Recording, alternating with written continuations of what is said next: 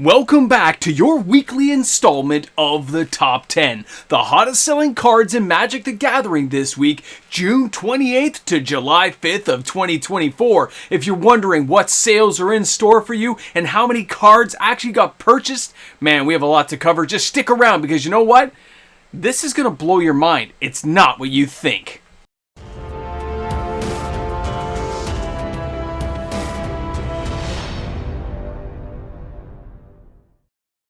Welcome back, MTG Moxman here, and yes, every player in the world right now apparently has their eyes glued to what BloomBurrow is going to be. A reminder, if you enjoyed today's content, to like and subscribe to the channel, turn on that notification bell, new content every day. And if you're shopping on TCG Player, don't forget to use my affiliate link found in the description of this video. Now let's get it in with number 10. Number 10 this week is Sun Cleanser. Now interesting guys, this one had a big kickback. A lot of people interested after what happened at the Pro Tour. 628 sales this week, or $2,669 of total sales volume. Now at the time of filming, this card still had strong results coming in, but we all have cutoff dates and mine was around midnight, so I had to stop.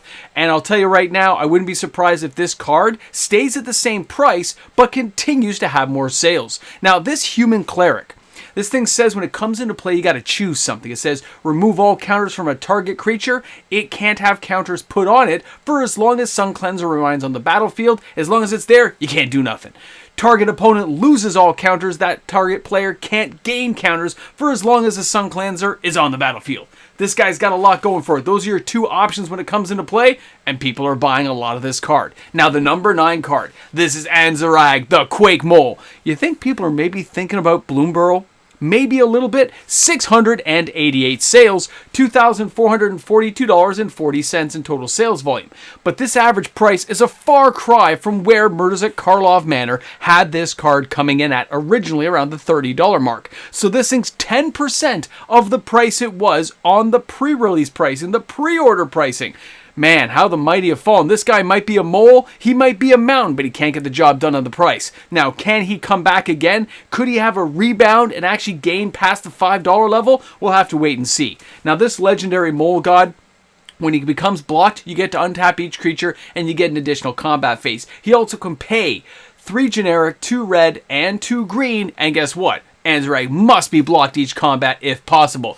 He's, his claws are like the terror of the foundations of civilization. Love that comment. It's great. And, of course, BloomBurrow is what people are thinking about, and that card's got action. Now, the Aftermath Analyst has been on our list before, but this Murders of Karlov Manor card is coming back again. 712 sales this week, $1,915.28. Not a high priority target in terms of price. This is an uncommon. It doesn't do much for you, or does it? Not the price, but what the card does in the writing is what matters. This thing here says when it enters the battlefield, you mill 3 cards, but you can pay 3 and 1 green, sacrifice the Aftermath Analyst, and return all land cards from your graveyard to the battlefield tapped. I have seen this used highly effectively in numerous deck creations, including Commander.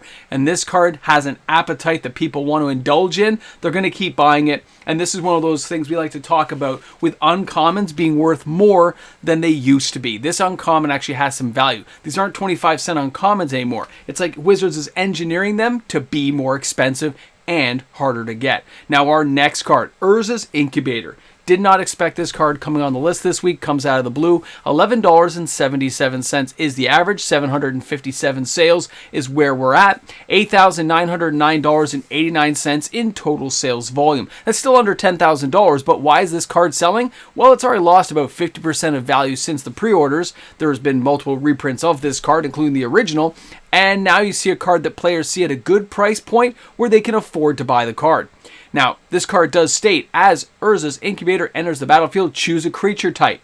Creature spells of the chosen type cost 2 less to cast. You can see how this could be utilized in a lot of crazy ways. And again, it's a commander target. Yes, I'm sure you can play it in Modern, but I'm sure that most players who are buying this are using it for commander deck construction. As most of my friends stated, why not? It's $11. I can get multiple copies. I'll never have to order this card again. And if they do reprint it, it'll basically be worth nothing. So keep that in mind, everyone. Now let's go ahead and take a look at our next card this week. This one has been here since last week. This is the Arcane Adaptation. Now, this one here is interesting because players are looking ahead. 812 sales, $3,767 of sales volume. It's only an average price of $4.64. So where does that leave us as a card? I mean, it's an enchantment. It's got 1 blue, 2 generic. It's got a guy swimming to the bottom of the ocean. But it's what is written is what matters. As Arcane Adaptation enters the battlefield, you need to choose a creature type. And of course, creatures you control are the chosen type in addition to other types. The same is true for creature spells you control and creature cards you own that aren't on the battlefield. That means anything in your deck is affected. Keep that in mind. An insane card that players are now taking advantage of. Our next card is the Witch Enchanter. This has been on the list as well. Okay, it got popped off, I think, on the second week, and now it's back again. 881 sales to take the number 5 spot. Total value of $1,506.51. It's one of those flip cards. It's kind of interesting. You can get land, you can get a creature. Depends on what you need. But what I like about this card is the fact that not the forecasting cost, it is the utilitarian purpose of the card.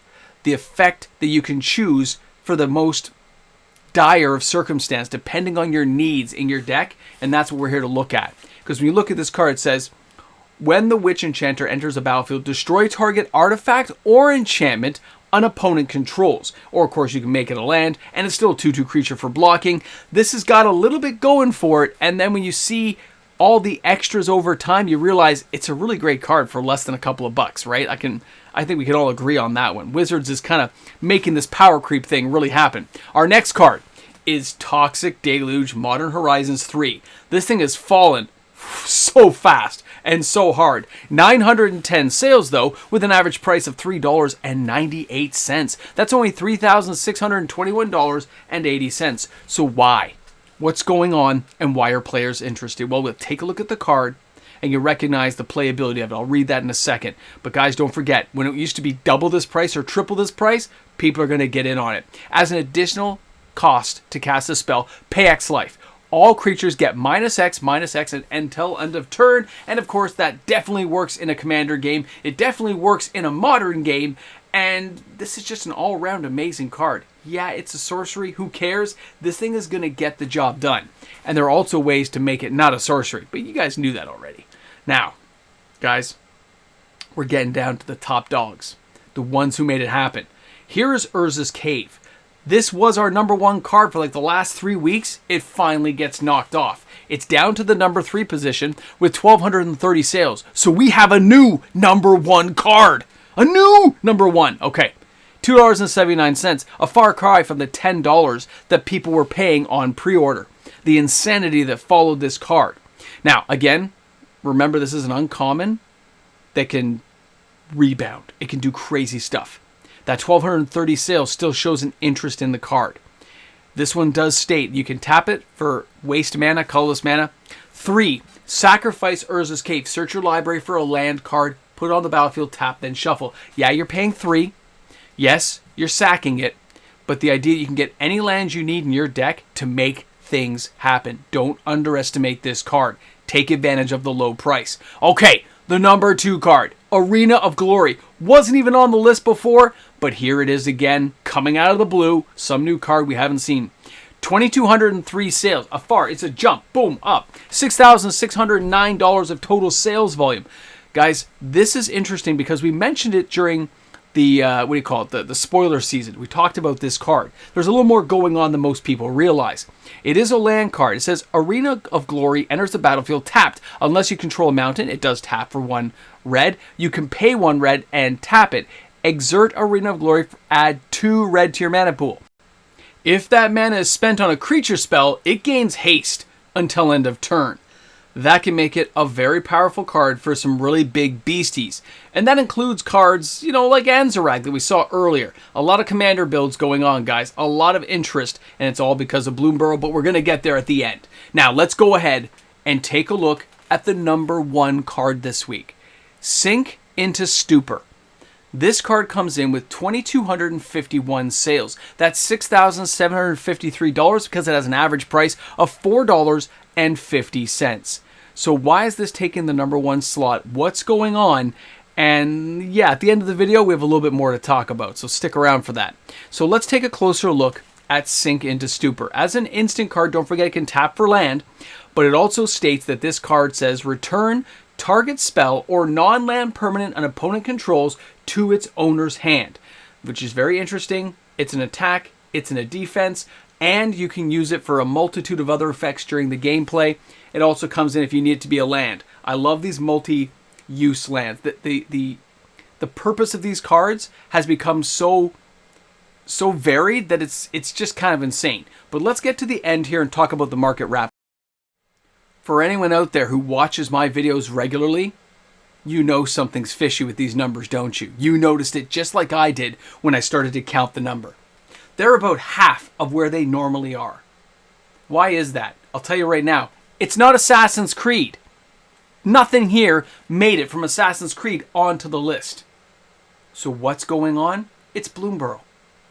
These are people ramping up for individual cards, sure.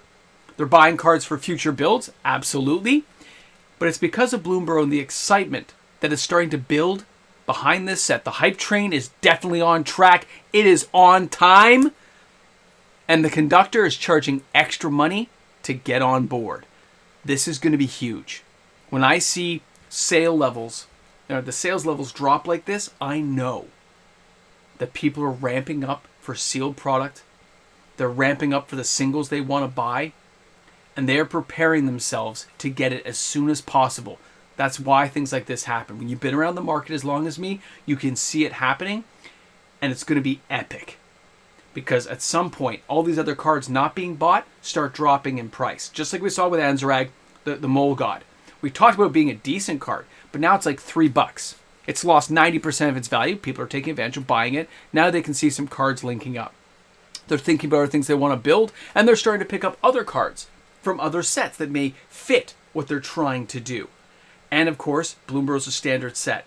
So you have players who want to play standard, want to get ready, want to get the cards they need. They want to be able to build with it the second it drops, and they want the hard copy. They don't want Arena, they want the hard copy. They want to go out there and trial these cards out. They want to say, I'm going to try this and this and this. It's going to work, and if it doesn't, I'll try something else. Epic. Love it. Can't wait to see it myself. And yes, I bought some. I'm on the train. I'm just in the back rear caboose, like hanging on for dear life, just like the rest of you. Guys, thanks a lot for hanging out. Thanks for being here on the channel. Thanks for being a good sport through the end of this video. And I look forward to seeing you guys tomorrow. Don't forget the reserve list top 10 and the Patreon giveaway tomorrow. Shop smart, shop S-smart. Guys, have an awesome day. Hey guys, to all my amazing patrons out there, thanks again for being supporters of my channel. Because of the patrons and YouTube membership members, daily uploaded content is made possible for everybody on YouTube to enjoy. So thanks again for being there. Thanks for joining Team Moxman. And of course, I look forward to seeing you guys tomorrow with another video. Shop smart, shop S-smart, and all that other cool stuff. I'll see you soon. You know it's getting spicy. You know something is afoot. And it's not my word salad I have in these videos. I'm talking the numbers being this low. Wait, Ramble Jamble, we're back. Okay, now we can get back on track. Now we're together. We're here. We're together. We're fine. You're good. I'm good. We're all good.